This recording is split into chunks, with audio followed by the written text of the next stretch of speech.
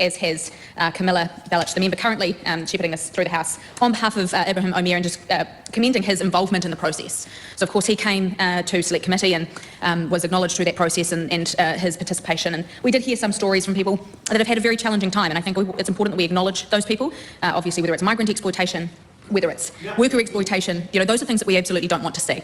The point that we make, and the point that was well made by Business New Zealand, is that what this does is further divide the employer and the employee in the relationship that they have in the workplace. So I think the point to make, and the point that opposition are trying to make quite loudly, is only if they steal. Well, actually, the first person that has to take this as a criminal offence to the police is the employee. And so this is not to say that in every single case, what they take to the police is valid. It is therefore, and members opposite have mentioned this in the first reading, the second reading, that in every case that this is taken to the police is not always going to be grounded. And so what we are doing is adding another criminal offence. We're adding another criminal offence to the justice system, further clogging up an already very lagged justice system, a criminal system that's having to deal with retail crime, gang crime, violent crime. Additionally now adding a further crime to the Crimes Act.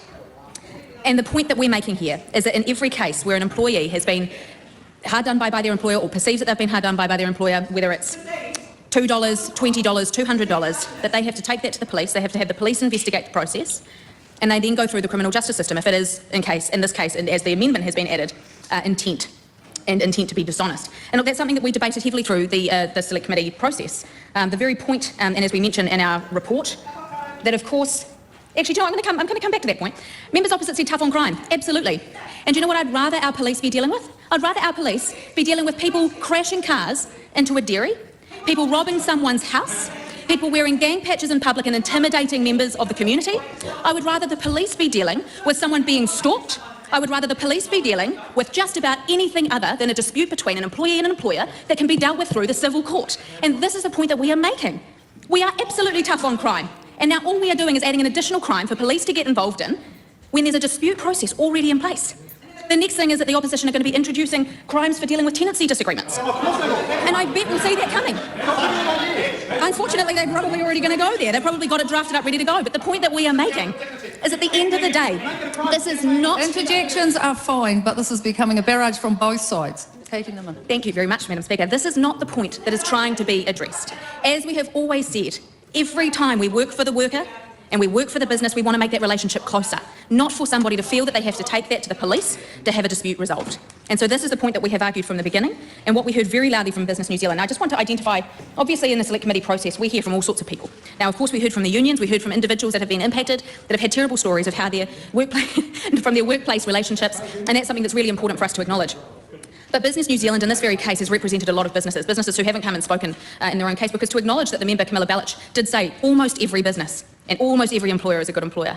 But in so many cases, and there's inevitably going to happen, where police are going to be entering a workplace, pressing charges against someone or investigating someone for what has been perceived to have been done to an employee, and that has absolutely, without a doubt, going to have an impact on their reputation as an employer in the first place, whether or not this ends up being something that gets pursued or ends up going to court, or even if it goes to court, whether or not they end up winning the dispute or not.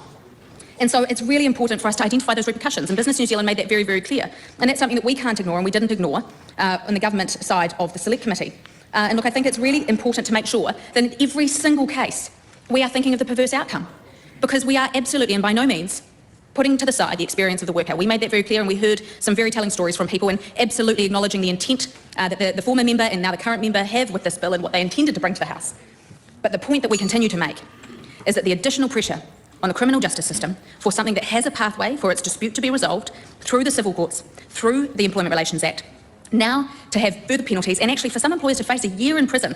If people didn't read that in the documents, make sure that it's very, very clear that this could be over a couple of $100s, that someone has the right now to take this to the police, that then that employer could face lifelong reputational damage, the inability to ever operate a business again, and face up to a year in prison.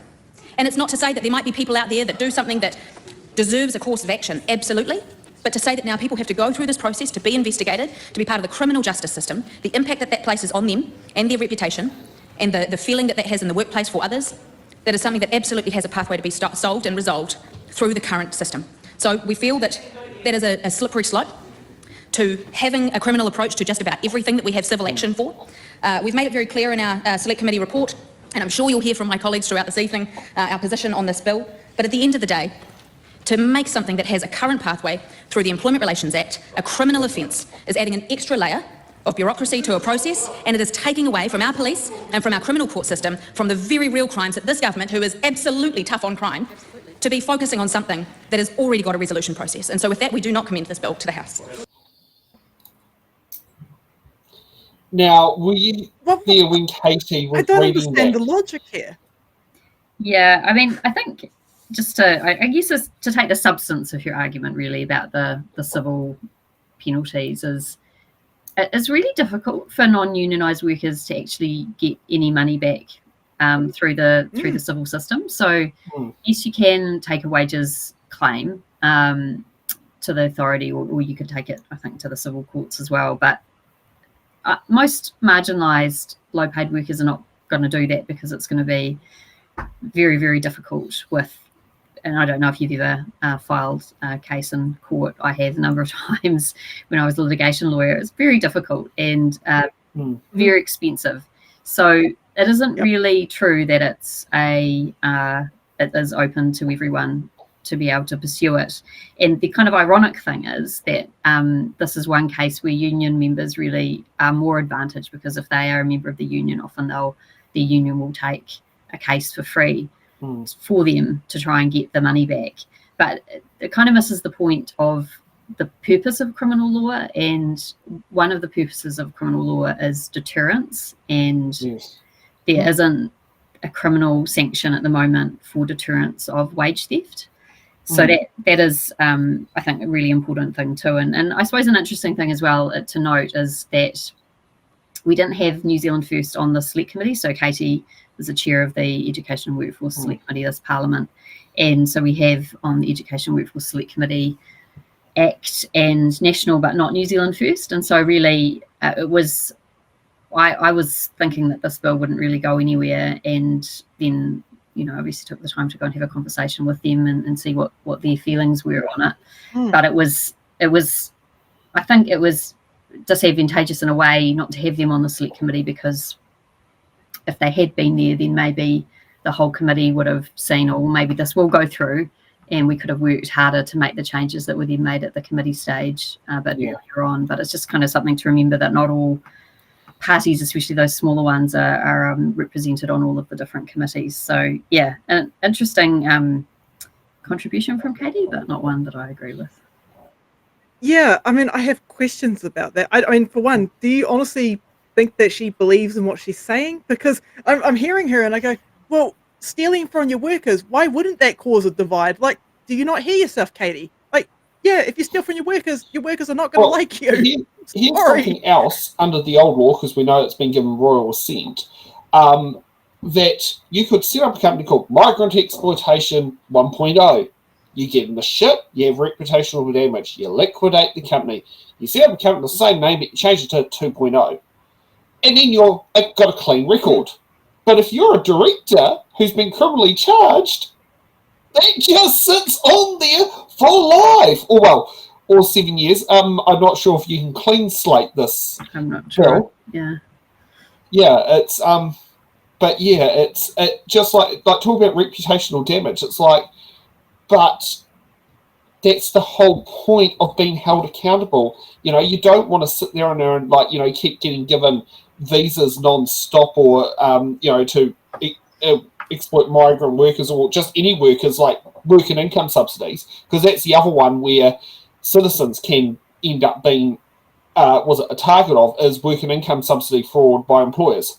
And that it's not so big on one scale, but on another scale, some employers just keep going to wins and getting these subsidies, and possibly when they possibly shouldn't have, or something, because their business doesn't have the means to possibly sustain the employee at this point.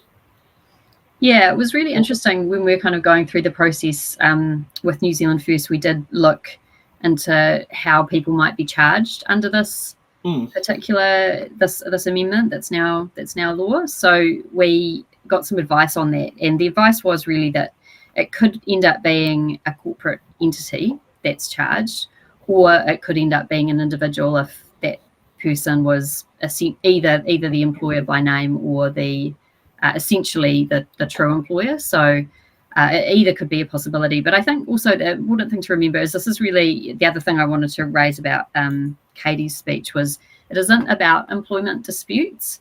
It's really about where we have evidence that the employer is intentionally withholding money from you that you're owed. And I'm sure, people may go to the police where there's a dispute. I'm sure the police would not prosecute on the basis of that. They would need greater evidence to show that there's, either a pattern of behaviour or something to show that it's clearly owed and is not being paid. So it's kind of it is a different thing, and we did think about that a lot, and that's really why the New Zealand First Amendment at committee stage really kind of extra clarified that, even though it does say intentional theft as well, so it's not a mistake. Yeah. So that could be looking at things, say, if like the employer has a habit of not always paying payroll deductions and paying that onto the IRD. So you could sit there and say have a month or two's of missing PAYE being paid to the tax department. That could be shown as a pattern of it. Not forwarding on your KiwiSaver or something, if that's something that's happened over a long period of time. I had that happen at one job. Yeah, it could be anything that's a deduction. I mean, I think really employers are in a position of responsibility when they hold your wages. And the thing that's unfortunate is that in some instances there's they take advantage of that and they don't pay you what you're owed. And so it's really making sure that employers do follow through with their legal obligations and contractual obligations to pay people. And when they intentionally don't do that, then that's a situation where the police or a prosecution service might be able to be involved. Yeah. Thanks for watching. Make sure you're subscribed to our Facebook, YouTube, Twitch, Instagram, TikTok.